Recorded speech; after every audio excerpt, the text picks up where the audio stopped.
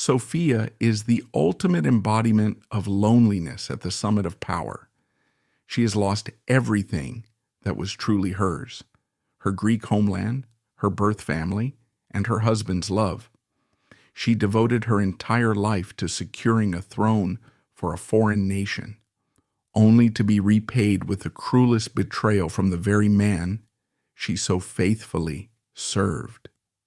Forced to endure the humiliation of rumors surrounding King Juan Carlos's 5,000 mistresses, she swallowed her tears and wielded her dignified silence as a weapon to safeguard the crown for her son, Felipe.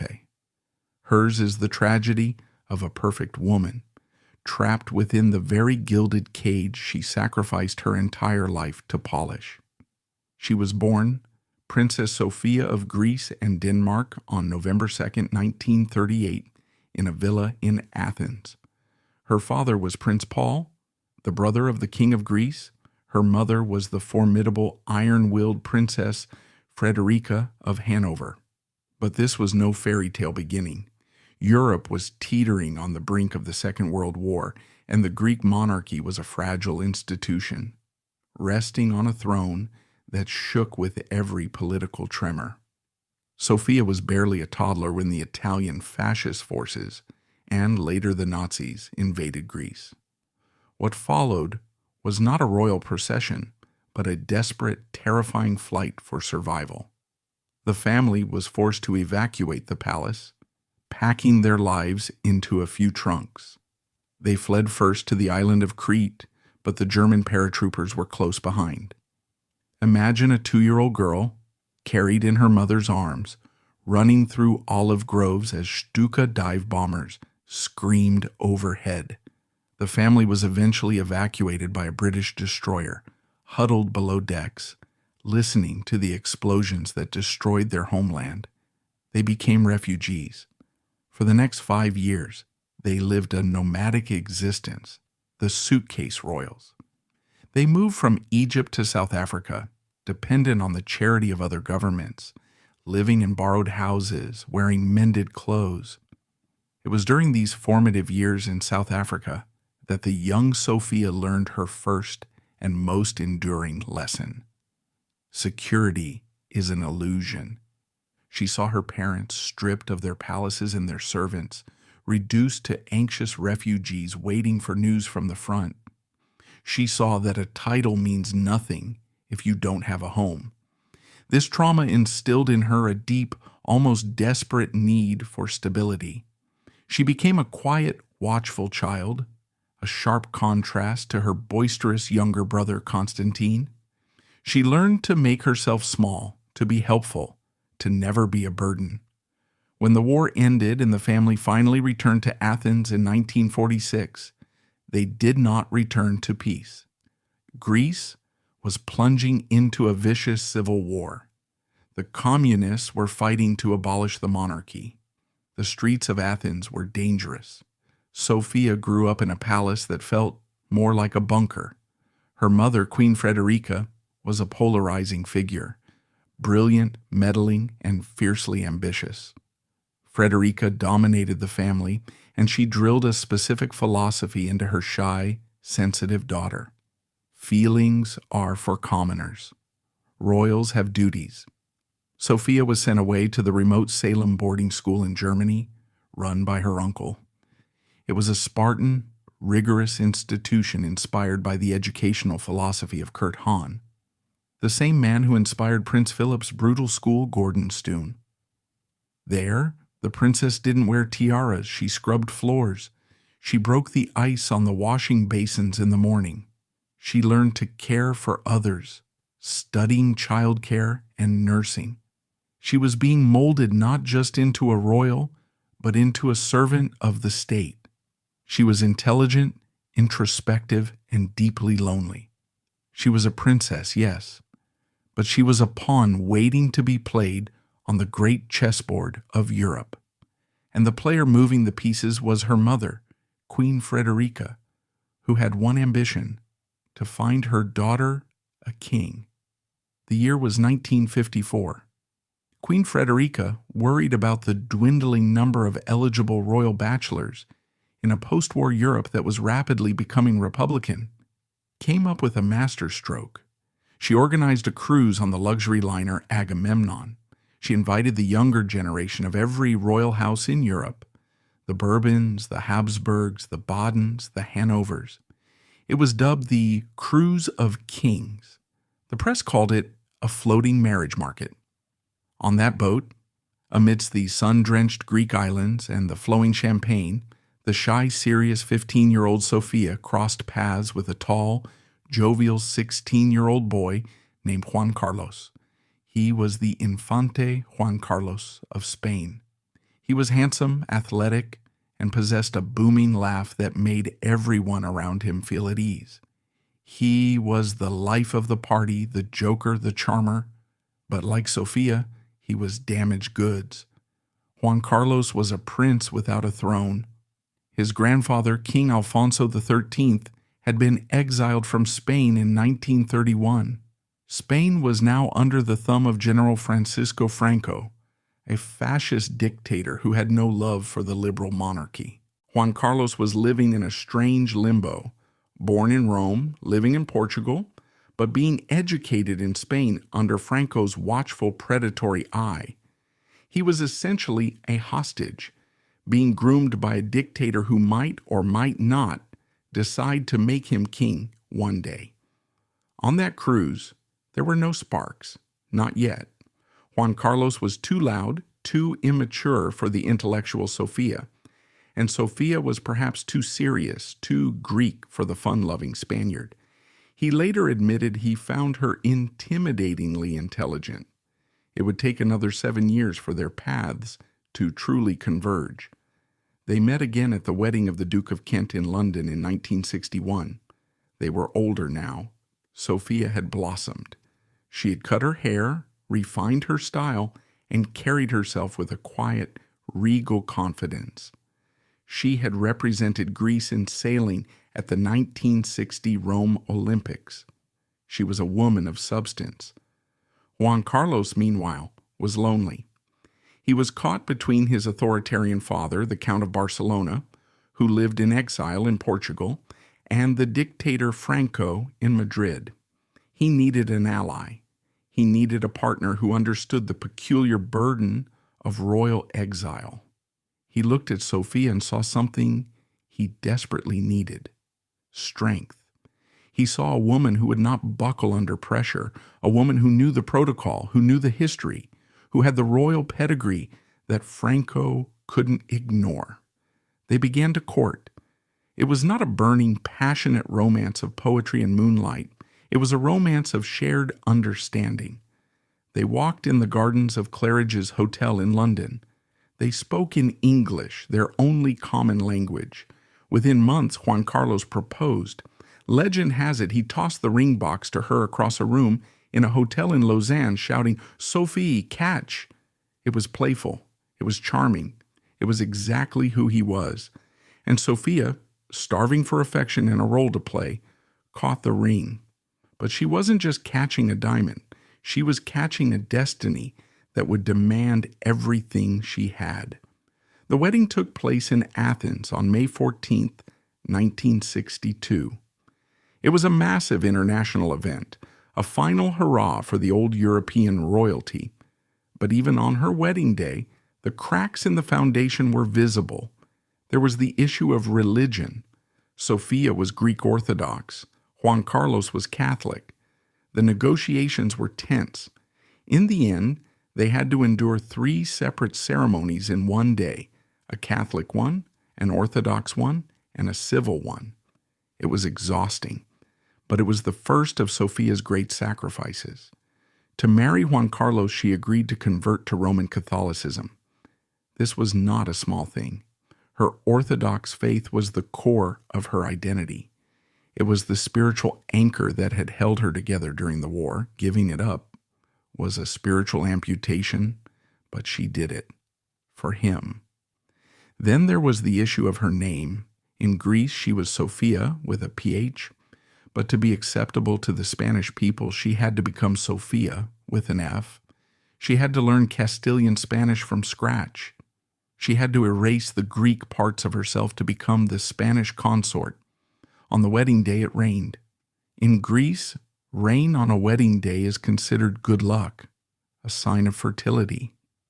But as the carriage rolled through the streets of Athens, pulling the couple away from Sofia's home and toward her uncertain future in Spain, she must have felt the weight of what she was leaving behind. Her mother, Queen Frederica, reportedly whispered a final piece of advice to her daughter before she left.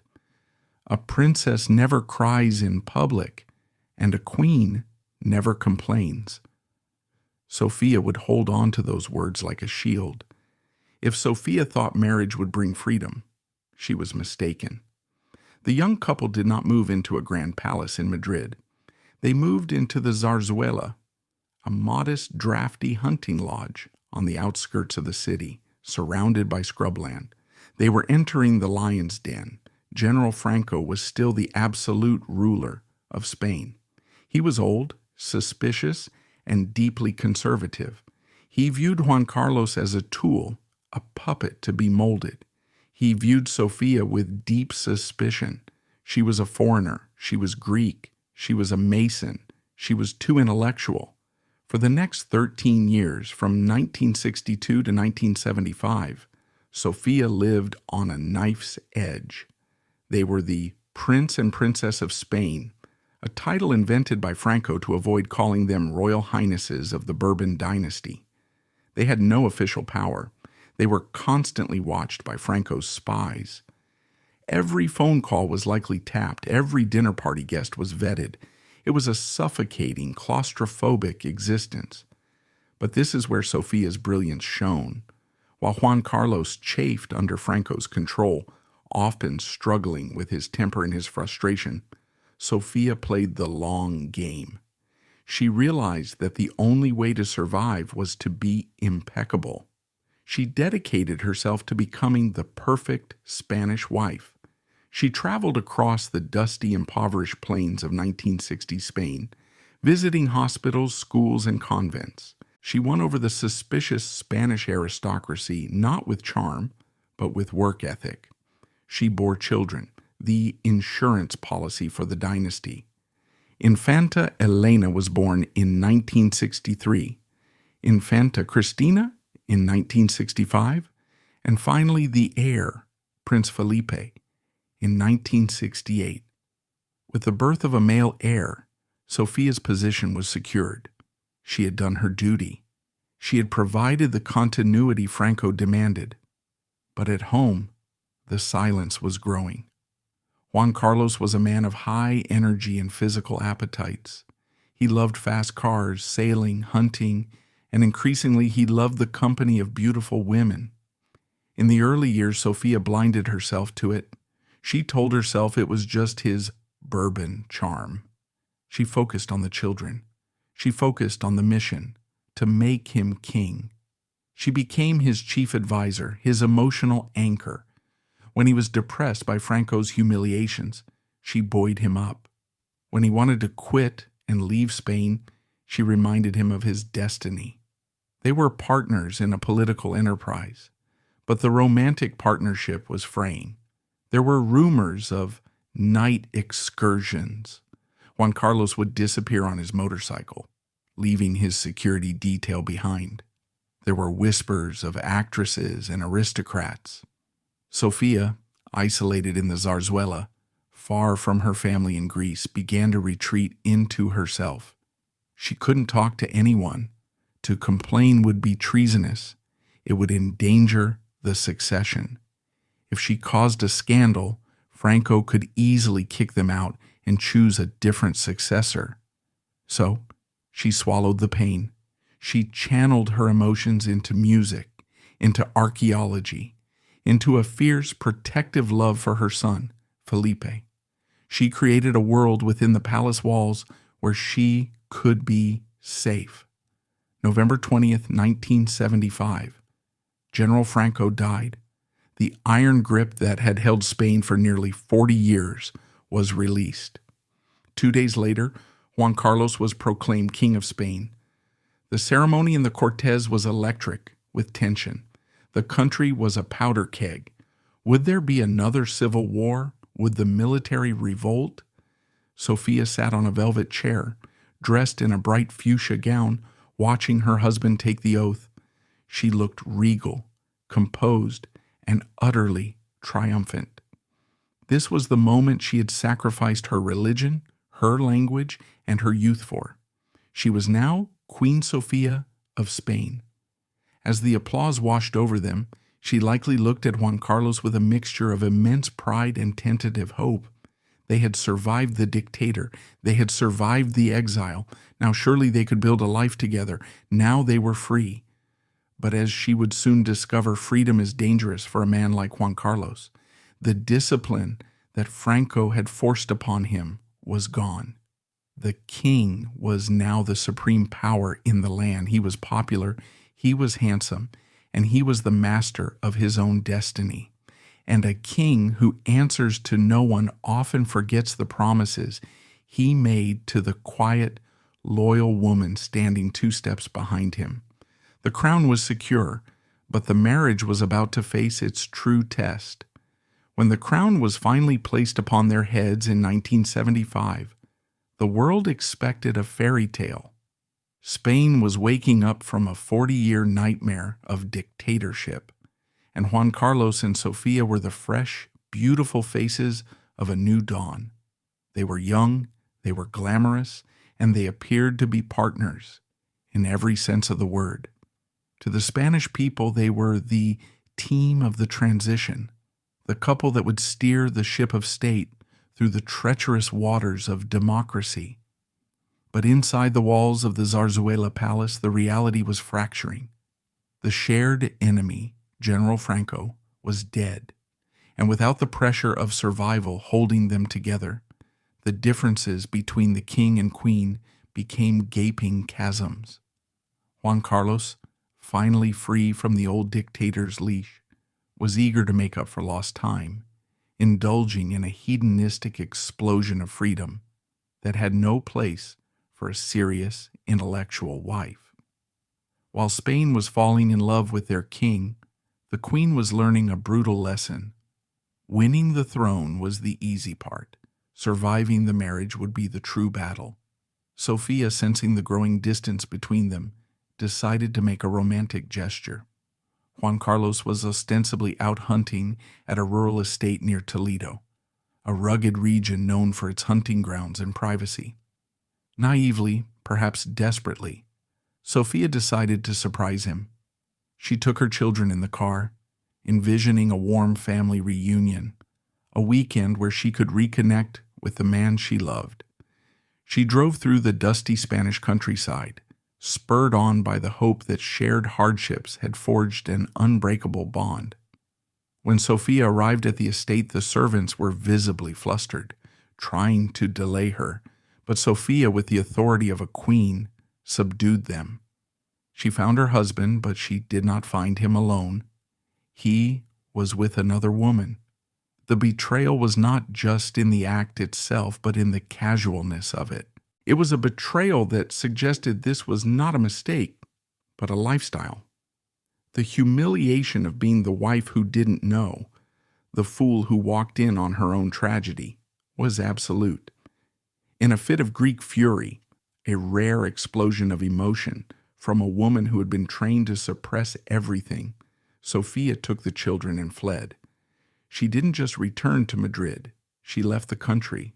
She flew to India, where her mother, the exiled Queen Frederica, was then living.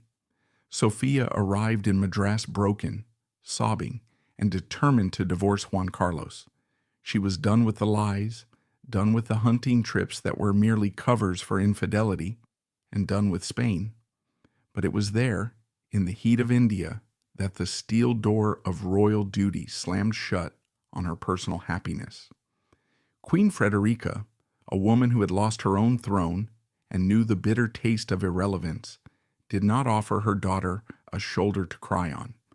Instead, she offered a cold, pragmatic ultimatum. She reportedly told Sofia, "Do not do this. A princess never leaves. If you divorce him, you will be nothing. You will be the ex-wife of a king, wandering Europe, living in rented apartments, while he keeps your son, the heir. Spain will forget you. Your duty is to stay. Your duty is to be queen." Frederica's words were cruel, but they were accurate. Sofia realized with a chilling clarity that she was trapped. Her identity, her children's future, and her entire life's work were inextricably tied to the man who had betrayed her. She had nowhere to go. So she dried her tears, packed her bags, and flew back to Madrid. She returned to the Zarzuela, but the woman who walked back through those doors was not the same woman who had left. She had killed the romantic wife inside her. From that day forward, she would be the queen consort, a professional partner, a supportive figurehead, but never again a vulnerable lover. If the marriage was dead emotionally, it was about to be forged in iron politically.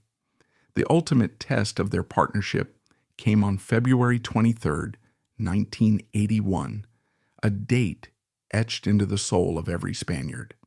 It was the night of the attempted coup d'etat, known simply as 23F. Spain's young democracy was fragile. The economy was struggling, and the old generals, loyal to Franco's memory, were restless. That afternoon, Lieutenant Colonel Antonio Tejero stormed into the Spanish parliament with a pistol in his hand, firing shots into the ceiling and holding the entire government hostage. Tanks rolled into the streets of Valencia. The world held its breath, expecting the Spanish experiment with freedom to end in blood. Inside the Zarzuela Palace, the atmosphere was suffocating. The king's advisors were panicking. Phone lines were jamming. The king, wearing his captain general's uniform, was the only thing standing between Spain and a return to dictatorship. And right beside him, for every agonizing minute of that long night, was Sofia. While Juan Carlos worked the phone, screaming at generals to stand down and demanding loyalty, Sofia managed the crisis within the palace. She ordered the staff to keep the routine running to maintain a sense of normalcy. She kept the children calm, even as they asked if they would have to flee the country again, a trauma she knew all too well from her own childhood. She was the calm in the center of the storm, ensuring the king had the coffee, the support, and the psychological strength to endure the pressure. When the king finally appeared on television at 1:14 a.m., declaring his support for the Constitution and ordering the military back to their barracks, the coup collapsed. Juan Carlos became a global icon of democracy. He was the hero of the hour. But in the aftermath, Juan Carlos acknowledged the crucial role his wife had played. He reportedly told a friend, "I could not have done it without her."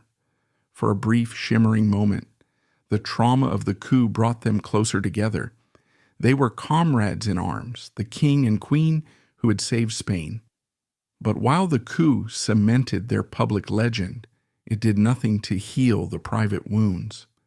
The adrenaline faded, and the old patterns returned. The king went back to his motorcycle excursions, and the queen went back to her silence. By the mid-1980s, a new status quo had settled over the royal house. It was an unspoken professional agreement. They would live separate lives under the same roof. The Zarzuela Palace was divided into zones. There was the king's wing, bustling with aides, generals, and his court of miracles, a group of wealthy, sycophantic friends who encouraged his vices. And then there was the queen's wing, a quiet sanctuary filled with books, classical music, and the smell of incense. Sofia constructed a life that did not require his presence. She became the most cultured woman in Spain. While the king was watching bullfights or hunting boar, activities Sofia despised as a vegetarian and animal lover, she was attending lectures on archaeology, funding cancer research, and exploring her deep interest in the spiritual and the esoteric. She invited philosophers and musicians to the palace for long, intense dinners, where the conversation was about the nature of the soul, not the latest political gossip. She perfected the Sofia smile. It was a masterpiece of royal engineering, a smile that was warm enough to comfort a hospital patient, polite enough to greet a diplomat, but opaque enough to hide the utter loneliness behind it. She became a master of dissociation. At state dinners, she would sit beside Juan Carlos, laughing at his jokes, fixing his tie, playing the part of the adoring wife so perfectly that no one could see the ice in her veins. But the humiliation was constant. Madrid is a city that loves to gossip, and the king's affairs were an open secret. The court of miracles that surrounded Juan Carlos often mocked the queen behind her back. They called her the Greek, emphasizing her foreignness. They made fun of her seriousness, her lack of Spanish fire. They enabled the king's behavior, procuring women and covering his tracks. Sofia knew this. She knew that the people smiling at her at galas were the same people facilitating her husband's betrayals. Yet, she greeted them with perfect etiquette, never cracking, never giving them the satisfaction of seeing her bleed. To the outside world, however, the Spanish royal family was the picture of happiness. This image was carefully curated every summer at the Maravent Palace on the island of Majorca. August in Majorca became a royal theater. The magazines Hola and Semana would publish glossy spreads of the family, the golden king at the helm of his yacht, the tanned and elegant queen, and the three blonde, beautiful children, Elena, Cristina, and Felipe. They looked like the perfect modern family. They sailed, they ate ice cream in the plaza, they posed for casual photos in matching polo shirts. These summers were Sofia's masterpiece of public relations. She understood that the monarchy needed to be popular to survive, and nothing sells popularity like a happy family. She worked tirelessly to maintain the illusion. She orchestrated the photo shoots, ensuring that every image projected unity. But for those looking closely, the cracks were visible even in paradise. There were moments when the king would snap at her in public, his impatience caught on camera for a split second before the editors cut away. There were days when the king would arrive in Majorca late and leave early, eager to get back to his private engagements in Madrid or to meet a mistress on a different boat. Sofia would be left standing on the dock waving goodbye, keeping up appearances for the sake of the photographers. The tragedy of the Maravent summers was that Sofia genuinely loved the island. It reminded her of Greece, the pine trees, the blue sea, the cicadas. It was the closest thing she had to a home, but even this sanctuary was tainted by her husband's shadow.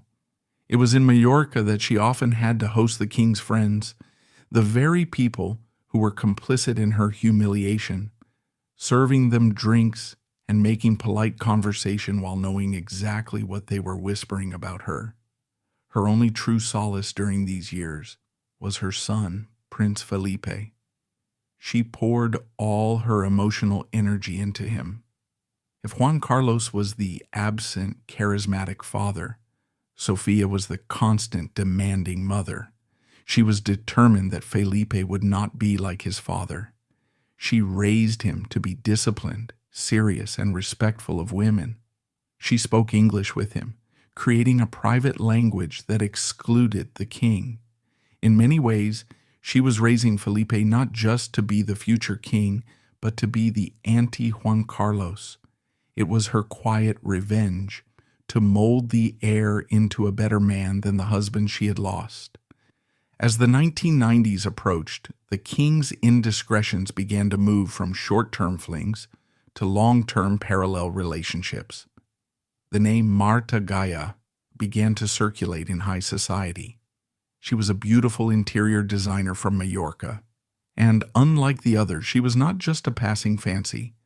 The king was reportedly in love with her. He began to spend less time at the palace and more time in Switzerland or on private trips where Security was instructed to turn a blind eye. This was a new kind of pain for Sofia. A one-night stand is an insult. A mistress who acts as a shadow wife is a threat to one's very existence. There were rumors that the king wanted to divorce Sofia to marry Marta. The government ministers, terrified of the scandal, reportedly had to talk him down, reminding him of the stability Sofia provided. Imagine the dinner table at the Zarzuela during these years. The silence must have been deafening. The king, resentful of the chains of marriage. The queen, resentful of the disrespect. They were two ghosts trapped in a palace, bound together by a constitution and a crown. Sofia ceased to be a wife and became a roommate, a colleague, a keeper of the schedule. She found solace in her other family, her sister, Princess Irene of Greece. Irene, who never married, moved into the Zarzuela and became Sofia's shadow.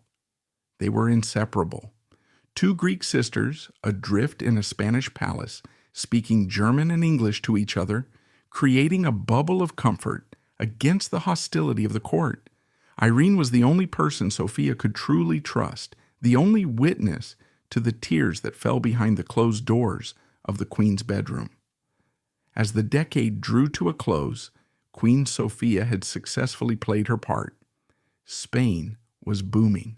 The 1992 Barcelona Olympics and the Seville Expo showed a modern, confident nation to the world. The monarchy was at its peak popularity, but the woman waving from the balcony was hollowed out. She had survived the dictatorship, the coup, and the mistresses. She had done her duty, but the 21st century was approaching, and the protection of the press was about to crumble. The glass walls of the royal fishbowl were about to shatter, and the secrets Sofia had guarded for so long would spill out for the whole world to see. In the quiet corridors of the Zarzuela late at night, Queen Sofia would often retreat to her private study, surrounded by photos of her children and the icons of her Orthodox saints. She would write in her diary. We can only imagine what she wrote. Did she regret the decision she made in India all those years ago? Did she wonder what her life would have been like if she had listened to her heart instead of her mother? By the late 90s, the golden years were ending. The king, aging and increasingly reckless, was beginning to lose his touch. He believed he was untouchable, protected by a compliant press and an adoring public. He did not see the storm clouds gathering. He did not see that the new generation of Spaniards would not be so forgiving of his excesses. And he certainly did not realize that the wife he had sidelined and humiliated would be the only one left standing when the house of cards finally collapsed. The betrayal was about to move from the bedroom to the front page. As the new millennium dawned, the world began to accelerate. The internet arrived, tearing down the walls of privacy that had protected the powerful for centuries. The deferential press of the 20th century, which had agreed to look the other way for the sake of stability, was dying. In its place rose a ravenous 24-hour news cycle hungry for scandal. For Queen Sofia, this shift was catastrophic. For decades, her dignity had relied on a pact of silence. Everyone knew the king had a wandering eye, but no one printed the names. No one published the photos. Her humiliation was private, contained within the gilded walls of the palace. But in the early 2000s, the King of Spain stopped caring about discretion. He began to believe his own legend. He felt invincible. And into this atmosphere of hubris stepped a woman who would become Sofia's most dangerous rival. This was not just another fling in a long line of indiscretions. This was a woman who acted like a second queen. Suddenly, Sofia wasn't just fighting for her marriage, she was fighting for her place in history. The castle was under siege from the inside, and the king was holding the door open for the invaders. By the early 2000s, the pressure on Felipe to marry was immense. He was handsome, tall, and the future of the dynasty. Sofia had raised him to be the perfect king, but she had also raised him to be a man of integrity. She had watched her husband's loveless, arranged marriage destroy their happiness, and she wanted something different for her son. She wanted him to marry for love. But when Felipe finally found love, it threw the Zarzuela palace into chaos. The woman was Letizia Ortiz Rocasolano. She was not a royal. She was not an aristocrat. She was a journalist, a divorced news anchor who came from a family of Republicans. To King Juan Carlos, this was an abomination. A divorced commoner on the throne of Spain? He was furious. He reportedly mocked Letizia's background, calling her the granddaughter of a taxi driver.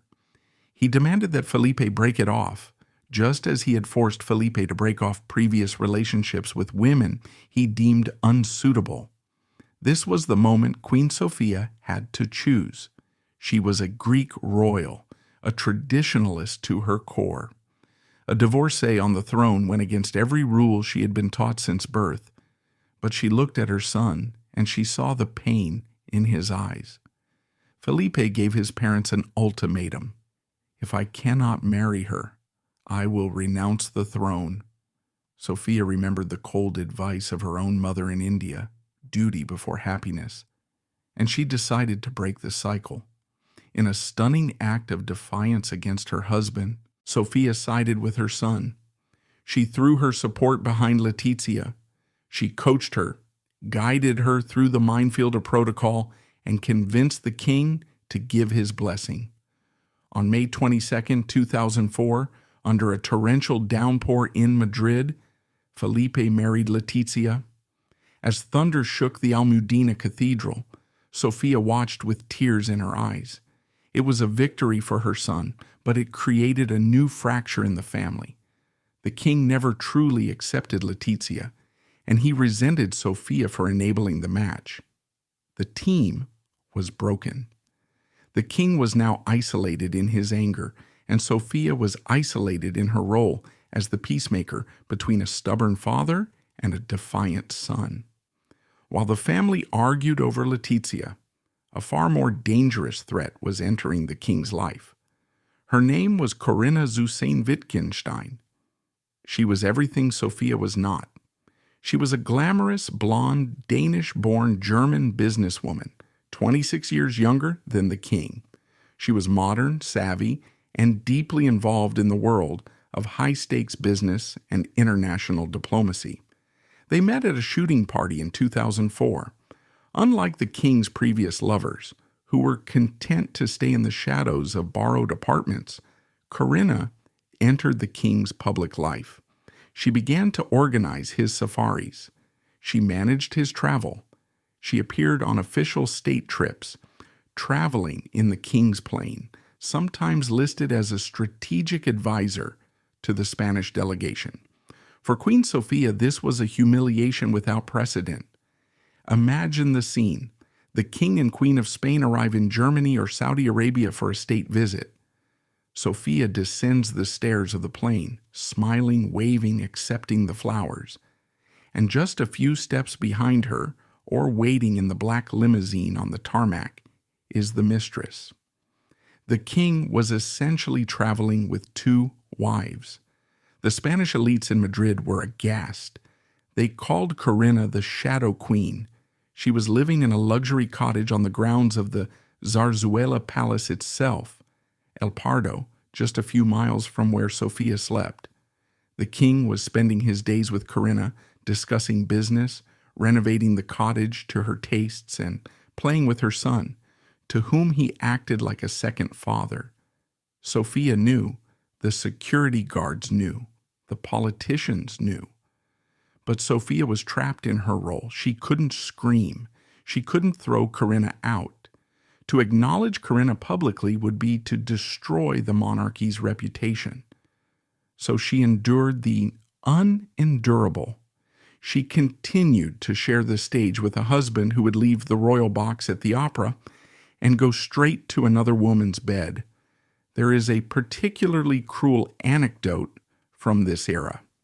It is said that the king, increasingly enchanted by Corinna, began to openly disrespect Sofia in front of staff.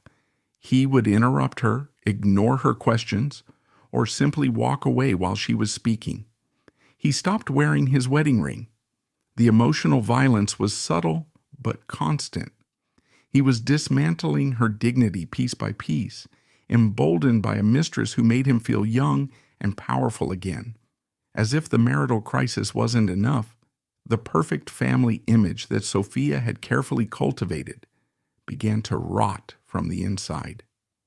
Sofia's second daughter, the Infanta Cristina, had married Iñaki Urdangarin, a tall, handsome Olympic handball player. They were the golden couple of Barcelona, beautiful, popular, and seemingly perfect. But behind the scenes, greed was taking root. In the mid-2000s, investigators began looking into the Noose Institute, a non-profit organization run by Iñaki. They discovered millions of euros of public money had been embezzled. The king's son-in-law was stealing from the taxpayers. This was the beginning of the Noose case, a scandal that would drag on for years and bleed the monarchy of its popularity. For Sofia, this was a Greek tragedy come to life. She was a mother who fiercely loved her children. She believed in Iñaki's innocence long after everyone else had abandoned him. She tried to mediate. She tried to keep the family together. But the king, sensing the danger to the crown, wanted to cut them loose. The palace became a battlefield. On one side, the king and Prince Felipe, who wanted to exile Cristina and Iñaki to save the institution. On the other side, Queen Sofia and Infanta Elena, who argued for family loyalty. The Sunday lunches at the palace, once noisy and joyous, became tense, silent affairs or were canceled altogether. Sofia found herself in the impossible position of trying to comfort a daughter who was facing prison while standing beside a husband who wanted to strip that daughter of her title. The solitude of the queen was no longer just about her marriage. It was about her motherhood. She was losing her children to the machinery of the state. By 2010, King Juan Carlos was physically crumbling. The athletic, vibrant man of the transition was gone. He was overweight, walking with a cane, and plagued by health issues. He underwent surgery after surgery on his knee, his hip, his lung. Each time he went into the hospital, Sofia was there. She would arrive at the clinic, impeccably dressed, and tell the press, "The king is recovering well. He is very strong." But these hospital visits became theater of the absurd. The press began to notice that Sofia would only stay for 20 minutes. They noticed that she and the king rarely made eye contact. They noticed that Corinna was often in the same city when the king was hospitalized, staying in luxury hotels nearby. The king's judgment was failing along with his body. He was becoming grumpy, entitled, and out of touch with the suffering of the Spanish people, who were being crushed by the massive financial crisis of 2008. While Spaniards were losing their homes and standing in bread lines, the king was living a life of billionaire luxury, funded by opaque deals and friendships with Middle Eastern potentates. Sofia saw the danger. She was the one who read the newspapers. She was the one who felt the shift in the public mood. She reportedly tried to warn him, tried to tell him to be more discreet, to show more empathy, but he wouldn't listen. He was the king who stopped the coup. He believed the people loved him unconditionally. He dismissed her concerns as the nagging of a bitter wife. He was wrong, and she was right.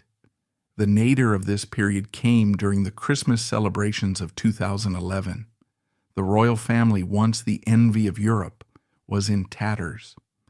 Infanta Cristina and Iñaki were effectively uninvited from official acts due to the corruption investigation. The king was in pain and angry. Prince Felipe was furious at the damage being done to his future inheritance. Sofia tried to host the traditional Christmas Eve dinner at Zarzuela. It is easy to picture the scene: a massive table set with silver and crystal, servants standing silently in the shadows, and a family that could barely look at each other. The laughter was gone. The unity was a lie. That Christmas, the king gave his annual televised speech. He spoke about justice being equal for all, a veiled reference to his own son-in-law's corruption. It was a necessary political move, but for Sofia, it was the sound of her family tearing itself apart on national television. She spent more and more time in London, where her brother, the exiled King Constantine, lived. She spent time in Athens. She looked for reasons to be away from the toxic atmosphere of Madrid, but she always came back. She always returned for the military parades, the Easter Mass, the diplomatic receptions. She was holding the roof up with her bare hands, even as the walls crumbled. She knew something was going to give. The tension was too high. The secrets were too big. The lies were too heavy. The king was planning a trip in April 2012. He needed a holiday. He wanted to go to Botswana. He wanted to hunt elephants. And he wasn't taking his wife with him. He would take Corinna. Perhaps Sofia knew about the trip. Perhaps she knew it was a terrible idea, but by this point, her voice was no longer heard. The king packed his rifle, boarded his private plane, and flew toward the disaster that would end his reign and ultimately cruelly vindicate his wife. As spring 2012 approached, Queen Sofia was 73 years old. She had lived 50 years in Spain. She had given it all. Yet she was about to face the most public humiliation of her life. But there was a strange irony in what was about to happen. For years, the king's extramarital affairs had been the weapon he used to hurt her. But in Botswana, his infidelity became his own weapon of destruction. The silence Sofia had so strictly maintained was about to be broken. Not by her, but by the sound of a hip fracture in the African bush. The mask was about to fall. And when that happened, the world would finally see the queen not just a nominal head, but a survivor of a tragedy that had unfolded publicly for decades. It is said that character is what you do when no one is watching. But in the age of smartphones and 24-hour news cycles, there is always someone watching. For 50 years, Queen Sofia successfully protected the monarchy from the truth. She concealed affairs, quarrels, and dysfunctions behind a wall of silence. She swallowed her pride 1,000 times to keep the king in his exalted position. But on April 13th, 2012, that pedestal crumbled to dust. It didn't happen in the palace. It happened in a luxurious tent in Botswana, thousands of miles away from a Spain mired in economic crisis. The king, who should have been the father of the nation, had broken his hip while hunting elephants. And when the rescue plane landed in Madrid, it carried not just a wounded old man, it carried the wreckage of a marriage and the secrets of a lifetime. Suddenly, the Dark Queen, Corinna, was no longer a rumor. She became headline news. And Queen Sofia was no longer just a dignified consort. She was the victim of a humiliation so great, so global, that it threatened to bring down the entire dynasty. Spain was in turmoil at the time. Unemployment was over 24%. Youth unemployment was over 50%. People were driven from their homes. The mood in the country was somber, angry, and despairing. Amidst this national tragedy, King Juan Carlos disappeared. The palace said he was on a private trip. The truth was far more damaging. He was in Botswana on a luxury safari that cost tens of thousands of euros per day, paid for by a Syrian advisor. He was there to shoot elephants, creatures that he, as the honorary president of the World Wildlife Fund Spain, was supposed to be protecting. And he wasn't alone. He was with Corinna Zusain Wittgenstein and her son. It was a family vacation, but with the wrong family. The disaster struck in the middle of the night. The king, reportedly walking to the bathroom in the dark, tripped and fell. The sound of the bones snapping was the sound of the monarchy breaking. He had to be medically evacuated back to Madrid. When the news broke, the dam burst. The Spanish press, which had protected him for 37 years, finally turned on him. They published the photos of him posing with a dead elephant from a previous trip. They asked who paid for the trip, and most devastatingly, they asked, who was the blonde woman with him? For Queen Sofia, the news must have been a physical blow. She was in Greece, celebrating Orthodox Easter with her siblings. She had to fly back to Madrid immediately, but this time she didn't rush to his bedside. In a move that spoke volumes, Sofia waited. She let the king sit in the hospital alone for 3 full days before she visited him. When she finally arrived at the San Jose hospital, the world's cameras were waiting. She stepped out of the car wearing a sharp professional blazer and that impenetrable Sofia smile. She walked past the paparazzi, head high. She entered the room of the husband who had just humiliated her before the entire planet. We don't know what was said in that room, but the visit lasted barely 20 minutes. When she emerged, she gave a master class in royal ambiguity. She told the press, "He is very well. He is dying to get out." It was the perfect line, dutiful yet detached. She had done her job, she had shown up, but she had not forgiven. She left him there to face the music alone. The next day, King Juan Carlos hobbled out of his room, leaned on his crutches, and delivered the most unprecedented apology in royal history. Looking like a scolded schoolboy, he told the cameras, "I am very sorry. I made a mistake. It will not happen again." It was a historic moment. But for Sofia, it was too little, too late. The apology was to the Spanish people. There was no public apology to the wife he had betrayed. The 2 years following Botswana were a slow-motion car crash. The king's popularity plummeted. The noose case involving Infanta Cristina and Iñaki Urdangarin was heating up, with the king's daughter eventually being summoned to testify in court. The first time a member of the royal family sat in the dock. The king looked tired, confused, and increasingly isolated. The shouts of "Viva el Rey" were replaced by boos and whistles. In contrast, Queen Sofia's popularity soared. The public saw her as the martyr of the Zarzuela. They sympathized with her dignity. Polls consistently ranked her as the most respected member of the family. But the pressure was too much. On June 2, 2014, King Juan Carlos announced his abdication. He would step down. His son, Felipe, would become King Felipe VI.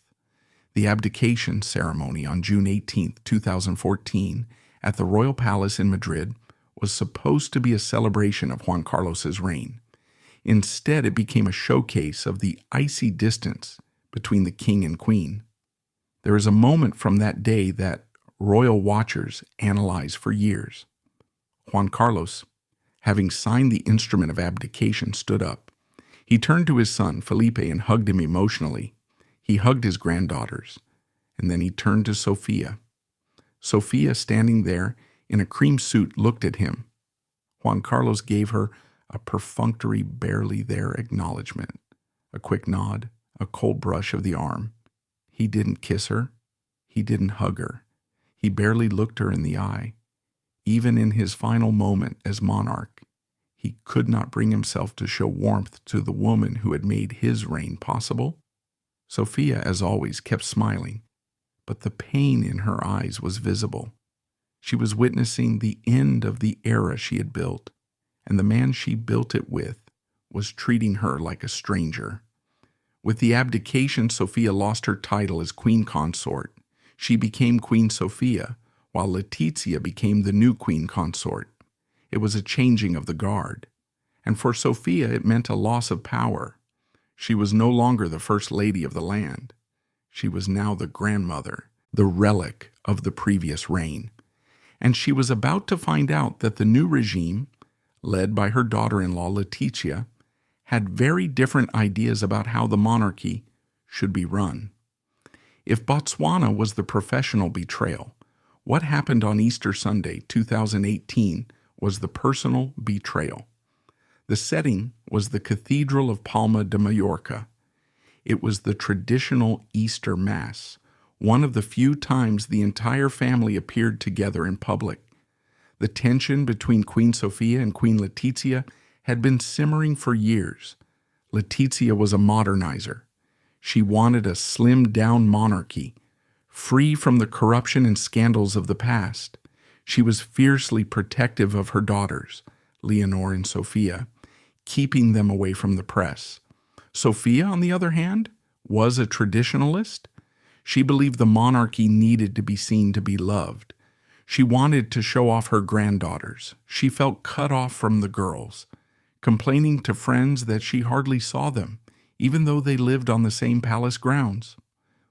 On that Sunday, as the family exited the cathedral, the simmering tension boiled over. Sofia saw a photographer. She grabbed her two granddaughters, Leonor and Sofia, pulling them close to pose for a picture. She wanted a grandmother moment for the press. Queen Letizia saw this and snapped.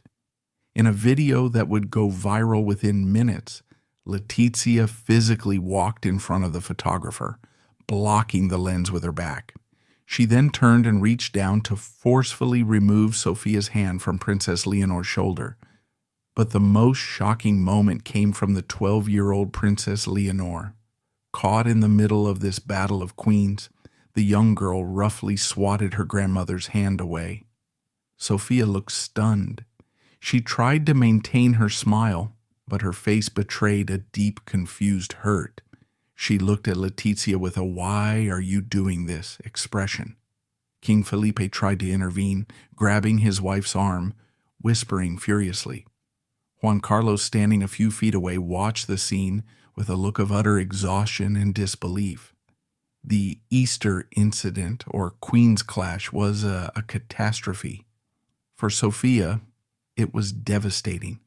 It wasn't just a breach of protocol, it was a public declaration that she had been displaced.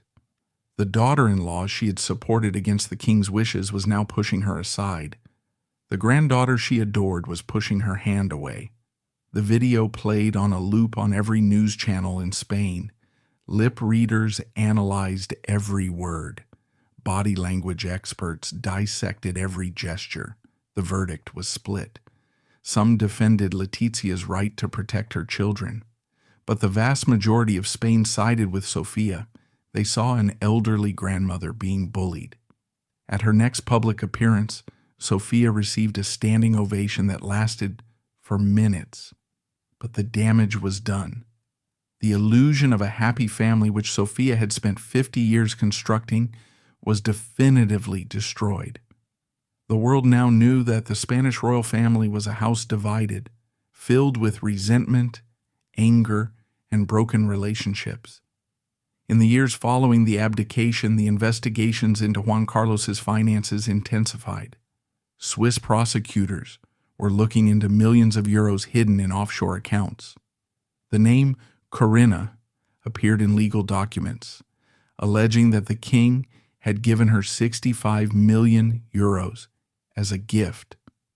The pressure on King Felipe VI became unbearable. To save the monarchy, he had to kill the father.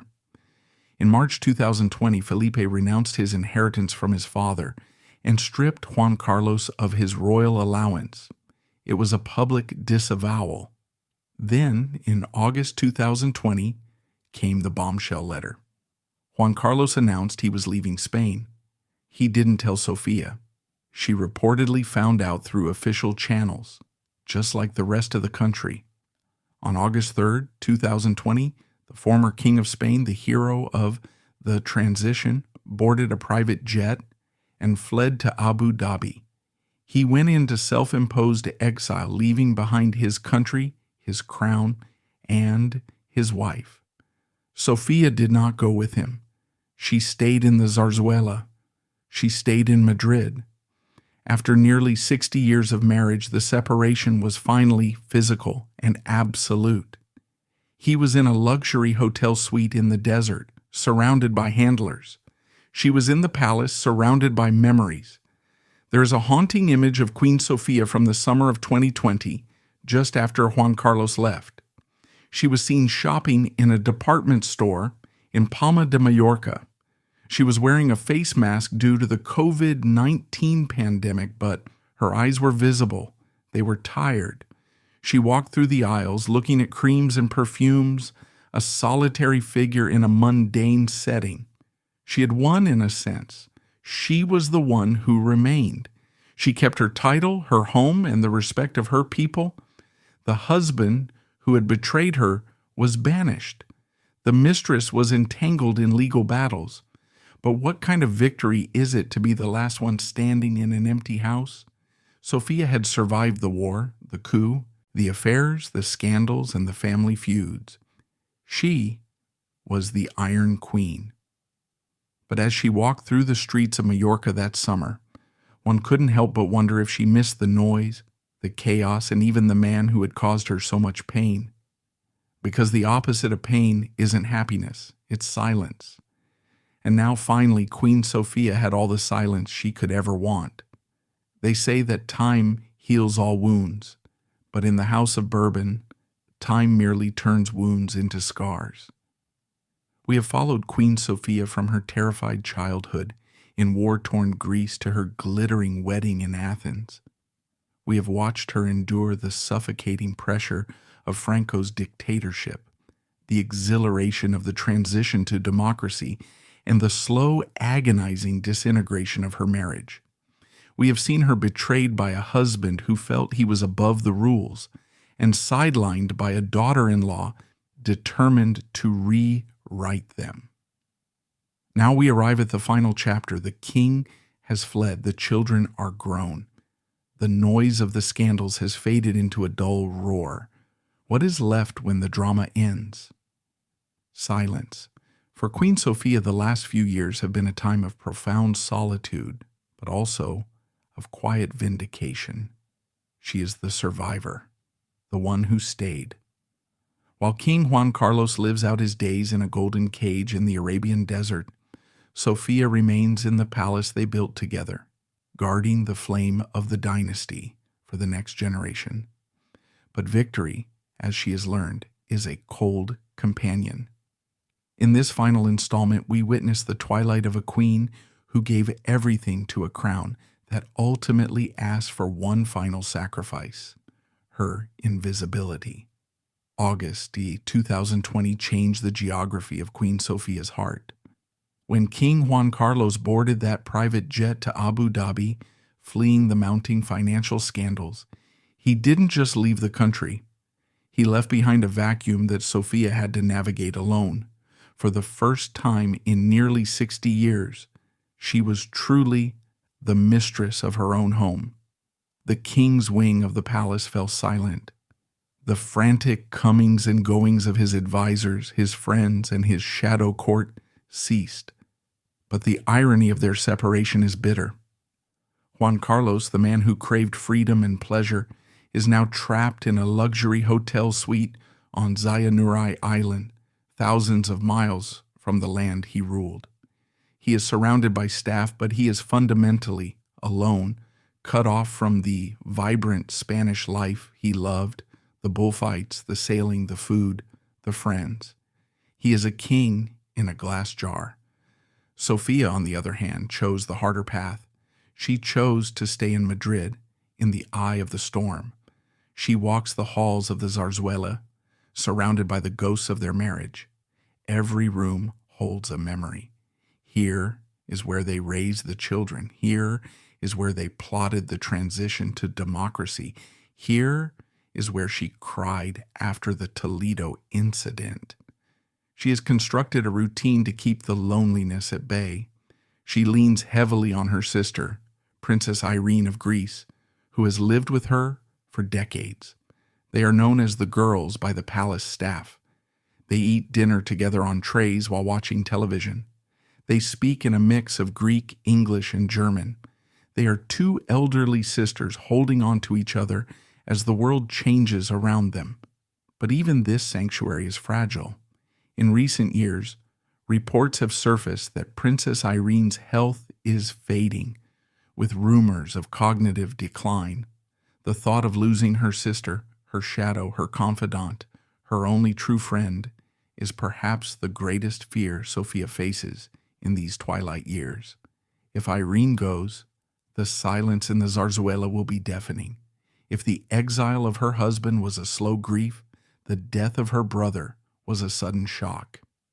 In January 2023, the former King Constantine of Greece, Sofia's beloved younger brother, died in Athens after a long illness. Constantine was more than a brother. He was her link to her past. He was the only one who truly understood the trauma of their childhood exile. He was the Tino to her Sophie. Throughout her difficult marriage, he had been her rock, the man who always took her side, the one place where she didn't have to be Queen of Spain, but could just be a sister. His funeral in Athens was a moment of immense historical weight. It was a reunion of the fractured Spanish royal family. Juan Carlos flew in from Abu Dhabi, looking frail and leaning heavily on his aides. Infanta Cristina and Infanta Elena were there. King Felipe and Queen Letizia attended. For a brief few hours, the old family was back together, but the body language told a story of unhealed wounds. Sofia looked devastated. Her usual professional smile was gone, replaced by the raw, etched grief of a woman saying goodbye to a part of herself. As she stood in the Orthodox cathedral in Athens, surrounded by incense and Byzantine chants, she looked small and vulnerable. But something remarkable happened outside the cathedral. As Sofia emerged, the crowd of Greeks, people who had abolished the monarchy decades ago, began to chant, "Sofia, Sofia, Sofia." They were cheering for her. They weren't cheering for the Queen of Spain. They were cheering for the Greek princess who had done them proud. It was a thunderous validation from her homeland. After decades of being the foreigner in Spain, she was welcomed home with love. It was a bittersweet balm for her broken heart. Inside the family dynamic, however, the ice remained. There were photos of Juan Carlos and Sofia standing near each other, but there was no warmth. They were like two statues from a fallen civilization, placed next to each other by curators, sharing history but no connection. After the funeral, Juan Carlos flew back to his desert exile, and Sofia flew back to her empty palace. Before Constantine's death, there was another funeral that forced the world to confront the reality of the Spanish royal marriage, the state funeral of Queen Elizabeth II in London, September 2022. Protocol is a cruel master. Because Juan Carlos had not been stripped of his title of King Emeritus, protocol dictated that he sit next to Queen Sofia in Westminster Abbey. The image went viral instantly. There was Queen Sofia, impeccable in mourning black, looking straight ahead with a mixture of stoicism and discomfort. And right next to her sat Juan Carlos, looking confused, occasionally laughing at a private joke, his physical deterioration evident. It was a visual representation of her burden. Even at the funeral of the century, she could not escape him. She was tethered to him by the chains of history. The Spanish government had reportedly tried to prevent Juan Carlos from attending, fearing his presence would damage the image of King Felipe. But Juan Carlos insisted, and so Sofia had to endure one more public performance of the united couple. But observant viewers noticed something. When they arrived at the reception at Buckingham Palace and later at the funeral itself, Sofia did not help him. She did not offer him her arm as he struggled with his cane. She walked independently. The days of her acting as his crutch, both physically and emotionally, were over. She stood beside him because she had to, but she stood alone. The most painful chapter of Sofia's recent life, however, is not about the past, but the future. It concerns her granddaughter, Princess Leonor, the future Queen of Spain. October 31st, 2023 was a historic day. Princess Leonor turned 18 and swore allegiance to the Constitution in the Spanish Parliament. It was the coming of age of the next monarch, a moment of supreme dynastic importance. The streets of Madrid were decked out with photos of Leonor. The Leonor mania was in full swing. The country was celebrating. But Queen Sofia was not there. She was not invited to the ceremony in Parliament. The decision was made by the royal house to exclude both Juan Carlos and Sofia from the official act. The logic was brutal but pragmatic. They wanted to present Leonor as a new start, untainted by the scandals of the grandfather or the old regime vibes of the grandmother. Imagine the sting of that rejection. Sofia had dedicated 60 years of her life to the Spanish monarchy. She had saved the institution during its darkest hours so that this very moment could happen. She had held the family together so that Leonor could one day be queen. And on the day of triumph, she was told to stay home and watch it on television. It was the ultimate sacrifice. To ensure the survival of the crown, she had to erase herself. Later that night, there was a private family birthday party at the El Pardo Palace. Sofia attended, of course. Juan Carlos flew in for a few hours, barely speaking to anyone, and left the same night. But the message was clear. Sofia is no longer the player. She is the history. Her role now is to step back into the shadows so the light can shine on Leonor. For a woman who defined herself by her utility to the crown, being deemed unnecessary is a quiet kind of death. Today, Queen Sofia is in her late 80s. She is frailer now. In April 2024, she was hospitalized for a urinary tract infection, a rare crack in her iron health. When she was discharged, she smiled and waved, but the IV mark on her hand was a reminder of her mortality. She still works. She still attends the food bank foundation she cares about. She still cleans trash from beaches on environmental awareness days. She refuses to retire because for Sofia, to retire is to die. Duty is the oxygen that keeps her breathing. But as she sits in the gardens of the Zarzuela, watching the sun set over the Madrid skyline, what is her verdict? Was it worth it? She sacrificed her religion, her language, her home, her love, and her pride. She endured a philandering husband, a hostile court, and a lonely old age.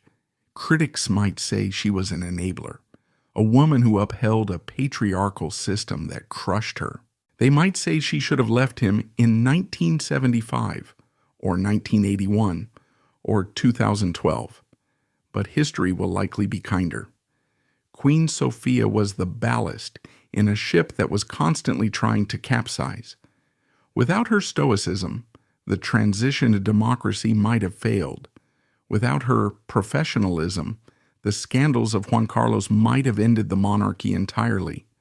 She absorbed the shock so the institution wouldn't break. She is the tragic heroine of modern royalty. She is the Greek character in a Spanish play, a woman of immense strength who was destined to suffer. Her vengeance, if she wanted one, is simple. She is still loved. While Juan Carlos will be remembered for the elephants and the offshore accounts, Sofia will be remembered for the dignity. When she walks into a concert hall today, the applause is genuine. It is the applause of a people who know they are looking at a woman who kept her promises, even when everyone around her was breaking theirs. In the end, Queen Sofia of Spain remains what she has always been, a mystery wrapped in a smile.